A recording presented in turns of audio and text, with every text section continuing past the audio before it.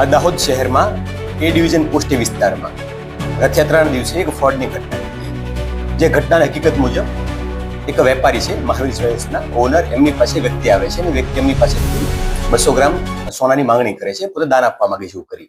અને પછી એમને એક ઉધરડ ઉપર આવેલી ઓફિસે બોલાવે છે.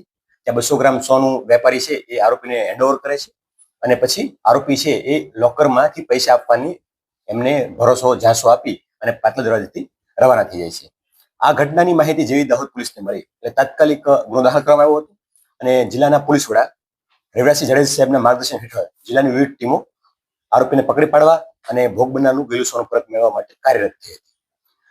એમની અંદર દાહોદ લોકલ ક્રાઇમ બ્રાન્ચના પીઆઈ શ્રી ડીએમ ઢોલ, પીએસઆઈ શ્રી માળી, પીએસઆઈ શ્રી પરમાર, પીએસઆઈ રાઠવા અને વિવિધ ટીમો એ ફિલ્ડમાં કાર્યરત હતી.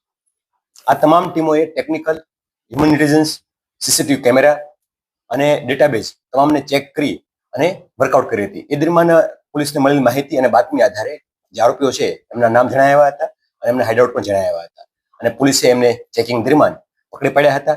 અને જે તમામ આરોપીઓ છે એમની પાસેથી ગયેલું 200 ગ્રામ સોનું હતું એ સંપૂર્ણ 100% રિકવર થયું છે, 200 ગ્રામ. અને એ ઉપરાંત આરોપી પાસેથી વપરાયેલી 4 વ્હીલ, 2 વ્હીલર અને અન્ય અમુક કેશ પણ રિકવર થઈ છે. આમ આ ગુનામાં જે ભોગ બનનારનું 200 ગ્રામ સોનું ગયું હતું એ ગણતરીના દિવસોમાં દાહોદ પોલીસની લોકલ ક્રાઇમ બ્રાન્ચ ટીમ દ્વારા સંપૂર્ણ રિકવર કરી અને 3 આરોપીને પકડી પાડવામાં સફળતા મેળવી છે. આ આરોપીના નામ જોવા જઈએ તો દીપક રાજપૂત, લલિત રાઠોડ અને આદિલ વાહિદ મકરાણી છે.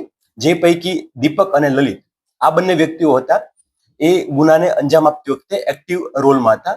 જેમ કે લલિત રાઠોડ છે એ સોનીની દુકાને જઈ અને પોતે દાન આપવા માંગે છે એવું કહી અને જે વાતચીત કરી હતી ને કાર લઈને ગયો હતો એ વ્યક્તિ હતો.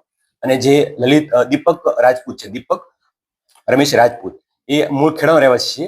લલિત છે એ જોધપુરનો રહેવાસી છે અને દીપક રાજપૂત દ્વારા તે જે ઓફિસ ફેક બનાવી હતી ત્યાં સેટઅપ ગોઠવવાનું, વાતચીતનો ઝાંસો આપવાનો, વાતચીત કરીને ગોલ્ડ મેળવવાનું, નાસી જવાનું આ કૃત્ય હતું એ દીપકના ભાગમાં હતું. આમાં 3 લોકોએ એક ગુનાહિત કાવતરું રચી, પૂરો પ્લાનિંગ કરી, પ્રોપર રેકી કરી અને આખી ઘટનાને અંજામ આપ્યો હતો. દાહોદ પોલીસે આ કેસને ગણતરીના દિવસોમાં ક્રેક કરી અને 100% મુદ્દા રિકવર કરવામાં સફળતા મેળવી છે.